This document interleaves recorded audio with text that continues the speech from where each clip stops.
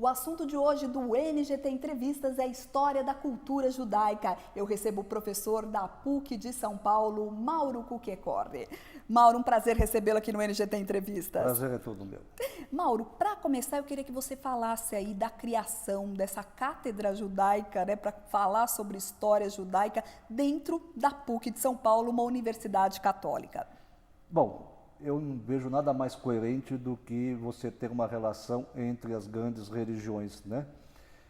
Essa é uma política que vem desde João Paulo II, a cátedra foi criada já no papado de Bento XVI e que agora continua com o Papa Francisco. Aliás, o Papa Francisco tinha um programa de televisão na Argentina, você sabe disso, chamado Diálogo da Cultura, Cultura do Diálogo, onde ele fazia com o rabino.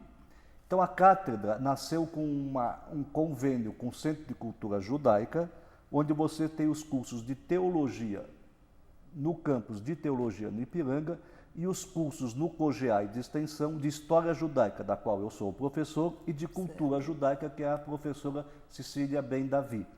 Então nasceu na intenção interreligiosa do papado, né, de Bento XVI e que continua com o Papa Francisco, esse Papa que é um símbolo da tolerância. Né? Sem dúvida, um símbolo da tolerância, e como foi também João Paulo II também, já, então, né? O João Paulo II, ele já em 2000, ele solta uma encíclica onde ele chama a história que o judeu matou Jesus de bruxaria.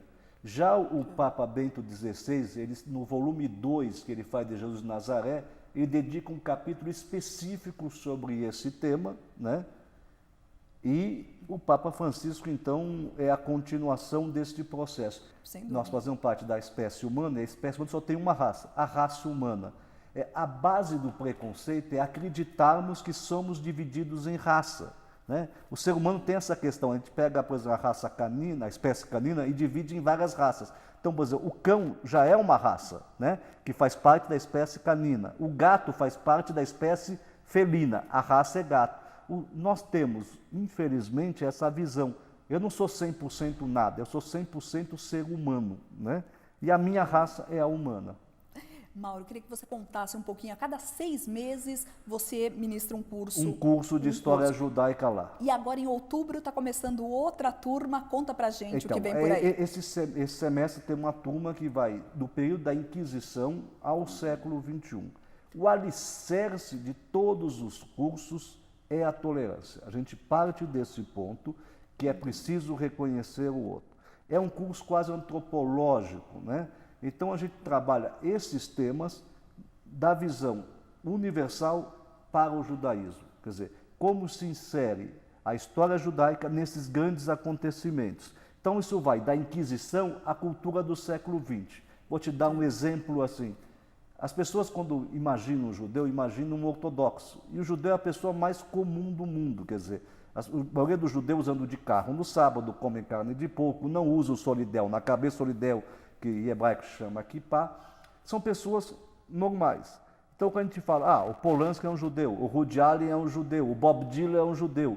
Sim, são judeus, ou seja, a gente tenta entender onde está a questão judaica dele. Eles não são só judeus. Então o Einstein, a questão judaica dele era tão pesada que teve que sair do seu país por causa do nazismo. Isso também por Freud. Então, mesmo que eles não sigam a religião judaica, a questão judaica faz parte da vida deles. Então, qual é a cultura judaica do século XX? Vai de um Gershon na música a um Bob Dylan, vai de um Groucho Marx a um Woody Allen. A gente discute até esse ponto.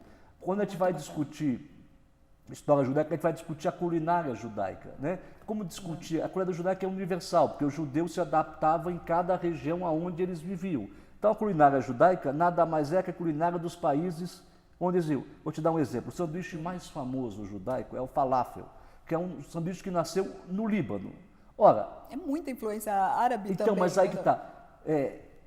O judaísmo vem de uma religião, não é uma nacionalidade. Certo. Então, sim, o falafel é libanês, o que não significa que ele não seja judaico, porque haviam judeus na onde? No Líbano. Sem dúvida. Essa história que você pegou é muito importante. Árabes e judeus são semitas, eles vêm da mesma etnia.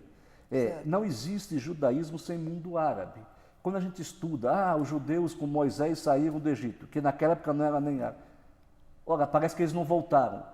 Só para ter uma ideia, no século II da era cristã, né, após a famosa diáspora, viviam 1,5 milhão de judeus no Egito. É um número... Você divide os judeus em duas grandes correntes, né? São os Esquenazi de origem europeia oriental, que seria meu caso, meus parentes, meus ancestrais, e os Sefaradi, que significa espanhóis, que são de origem árabes, né? Então, para você ver o peso que você tem, né, do mundo árabe no judaísmo. Nós discutimos no curso também, evidentemente, o Holocausto, nós discutimos a Primeira e Segunda Guerra Mundial, nós discutimos... Porque, na verdade, é um período muito grande, né, que você Sim, faz, uma retrospectiva mesmo na verdade, da história. O que eu levo os alunos a pensar, eu acabo com uma série de mitos, porque existe uma série de mitos sobre os judeus. Vou dar um exemplo, né? A questão do dinheiro. Quase 90% dos judeus, no início do século XX, eram camponeses ou operários. Isso é 8 de março, todo mundo já ouviu falar de 8 de março. Como é que surge o 8 de março? Numa greve, famosa greve, né? Onde se queimou as mulheres numa greve têxtil, né? No século XIX, nos Estados Unidos. Bom, mais da metade das mulheres eram judias, das operárias. Quem deu a ideia de se tornar o Dia Internacional da Mulher foi a liderança judaica da Segunda Internacional Feminista. Até 1975, ele não era o Dia Internacional da Mulher nos países capitalistas. A ONU só reconhece em 75. Ele era nos países socialistas. Na época da Revolução Russa, você tinha quase 2 milhões de operários judeus na Rússia. Dos 40 membros do Comitê Central do Partido Bolchevique, na época da Revolução, 25 eram judeus. Então, você tem uma imagem, judeu só casa com judeu. Você tem outra imagem. Entre todas as comunidades, é que menos casam entre si. No Brasil, a cada 10 judeus, 7 casam com não-judeus. Você está pensando, então, você vai quebrando mitos. Agora, isso não significa que a pessoa não deixe de ser judeu. Fatos e história, não é isso?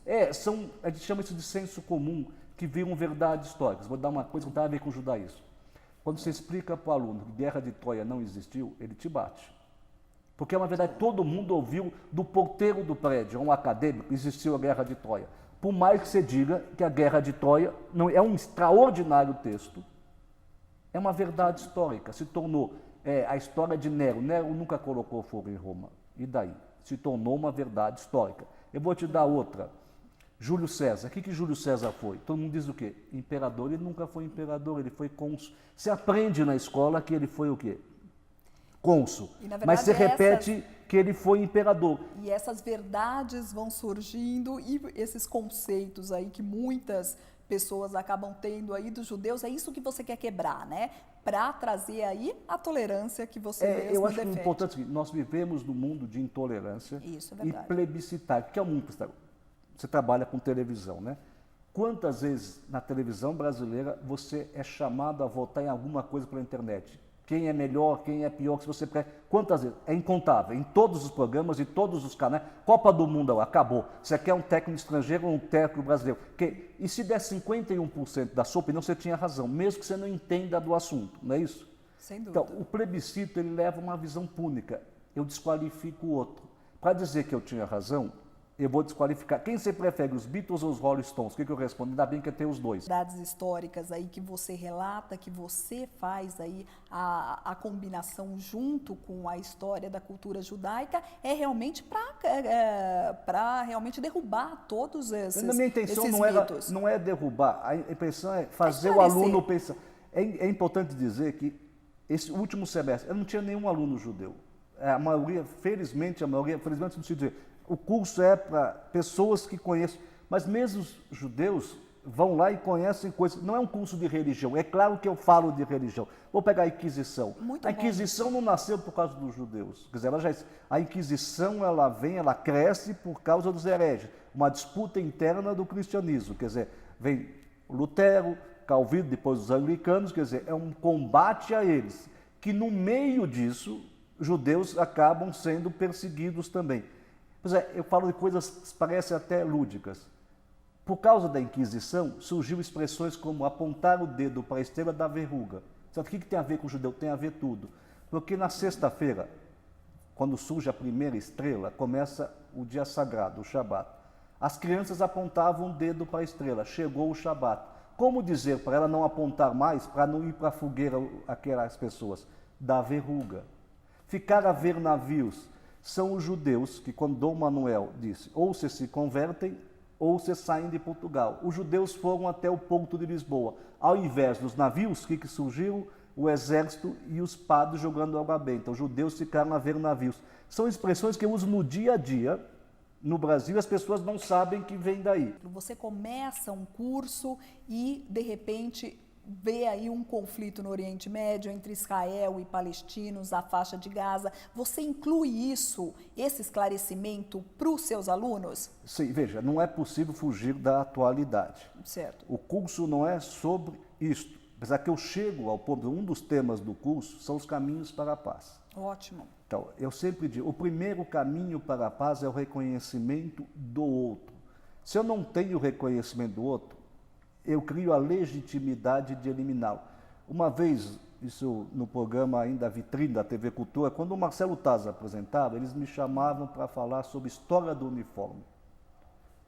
Eu comecei a explicar, o uniforme nada mais é do que uma identificação tribal. Isso vale desde uma pintura, né, até o uniforme de um time. Aí eu perguntei, eu tenho aqui em São Paulo, para quem é de São Paulo vai entender, 2 colégios que ficam em frente, um chamado Sion, outro Rio Branco, tá certo? E ambos usam uniforme. Quando eles saem, eles não saem brigando. Agora, se fosse a Mancha Verde e a Gaviões, o que aconteceria? Então, aquele uniforme da Gaviões ou da Mancha é quase um uniforme fascista. Quem não tem aquele uniforme é meu inimigo. Eu nem reconheço ele como um ser humano. Eu tenho o direito de eliminá-lo. O primeiro passo para a paz é o reconhecimento do outro. Judeus e muçulmanos viveram em paz séculos e séculos, foram aliados históricos. O conflito ali é uma questão de nacionalidade, né? De 2 estados que merecem existir. Não importa a minha posição do que eu achava lá atrás, que poderia até ser um estado só, mas o direito de 2 estados existirem. Existem dos 2 lados pessoas que não reconhecem esse direito, né? Dos 2 lados. Certamente um conflito como esse beneficia fundamentalistas dos 2 lados, né? E eu sempre digo, é muito mais fácil você encontrar a intolerância do que a tolerância. A tolerância é majoritária. Mas o que falta para você, para a paz na região? Eu digo, coerência, tolerância? Mais do que coerência. A paz vem com momentos históricos. A paz não vem por decreto. Então, eu vou tentar te dar um exemplo. Em 2000, nós estivemos muito perto, eu diria que foi o momento mais perto que tivemos para 2 estados, em 2000. Israel tinha saído do Líbano naquela semana, o Ehud Barak era o primeiro-ministro, o Arafat era o líder da Autoridade Nacional Palestina, ele vem da Fatah. Fatah é um grupo, tá certo, liderado pelo Arafat, que é secular, né? O Hamas é um grupo que não é nenhum grupo, é uma coalizão que é teocrático, né? Certo. Muito bem. Eles foram para Camp David, né?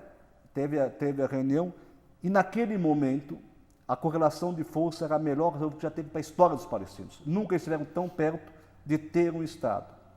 O que ocorreu? Naquele momento, Arafat tinha que assumir que tem 2 Estados. E não é fácil, para os palestinos também, assumir que tem 2 Estados.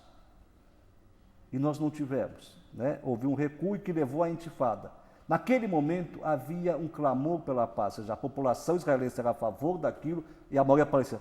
Quando você perde aquele momento, você não recupera rápido. A porta para a paz são raríssimas. Hoje, dos 2 lados, você não tem, eu vou repetir, você não tem condições da paz internas. Ou seja, desses 14 anos que eu perdi, houve uma guinada conservadora em Israel e, por lado dos palestinos, houve um grande enfraquecimento do grupo da Fatah e um crescimento de grupos teocráticos. Não é exatamente... É importante se falar do Hamas, porque as pessoas... Uma coisa é a causa palestina, outra coisa é o Hamas, tá certo? Então, ontem, quando teve o cessado de 5 horas, se encontrou 20 mísseis numa escola da ONU. Então, assim, é evidente que vai morrer mais palestinos, certo? Então, agora, mas é simples, se Israel não defendesse com os mísseis, aqueles 1000 foguetes que são aleatórios, jogam, morreria. Não tem que morrer ninguém. A maior vítima da guerra é a criança. A gente diz o seguinte, qual é a lógica da guerra? É deixar sobrevivente. Então, uma mãe e um pai daquelas 4 crianças palestinas que morreram na praia, nunca vão esquecer e vão querer vingança. O pai e a mãe daqueles 3 adolescentes que foram sequestrados israelenses, nunca vão esquecer. Essa é a lógica da guerra. Qual é a lógica da paz? Entendemos que somos todos iguais. Mas, Mauro, para você, nesse momento, realmente agora a gente está falando aí de dias, então a gente teve aí o Israel com um ataque terrestre à Palestina, à faixa de Gaza. Então, eu queria que você falasse, esse momento é um momento aí, a gente só vai ver essa guerra piorar, essa guerra crescer? Cada criança palestina que morre dói no meu coração. Eu me sinto responsável. Cada criança que morre, eu também me sinto. Nós temos que acreditar no ser humano. Nós temos que acreditar que a paz é possível. Dalai Lama dizia, né? Não há caminho para a paz. A paz é o caminho. Nós vamos construir a paz. Mas a paz não pode ser construída se nós não tivermos clareza de que somos todos filhos da mesma origem e que todos somos membros da mesma raça, a raça humana, e que judeus e árabes, porque palestinos são árabes, fazem parte da mesma etnia e que certamente um dia eu voltarei, eu não vou há muito tempo, lá para Israel e espero estar na mesquita e no Muro das Lamentações junto com um parceiro e um irmão meu palestino. Muito bacana. Mauro, queria muito agradecer a sua presença aqui no NGT Entrevistas, aí com essa sua mensagem de paz aí para a região e paz aí para todo mundo. Você sabe que nós comemos sempre com shalom, e shalom significa paz, e Jerusalém, para quem não sabe, significa cidade da paz. E Jerusalém tem que honrar esse nome, né, como cidade da paz. E essa cidade luz. E eu ainda verei a Palestina Oriental como a capital do Estado palestino, a Jerusalém Ocidental como capital de Israel, e a Jerusalém Sagrada, a Jerusalém Santa, né, que é linda, né, como a capital do mundo. Porque eu sempre digo, o dia que houver a paz ali, será o maior símbolo de tolerância para o resto de todos os conflitos que existem no planeta. Sem dúvida, Mauro. Mauro, queria muito agradecer a sua presença aqui no NGT Entrevistas e ainda bem que temos pessoas como você que pode ministrar cursos como na Cátedra de Cultura Judaica e na PUC da Universidade de São Paulo. Muito obrigada. Eu que agradeço. E o NGT Entrevistas fica por aqui. Muito obrigada pela sua presença e até o próximo programa. Até mais.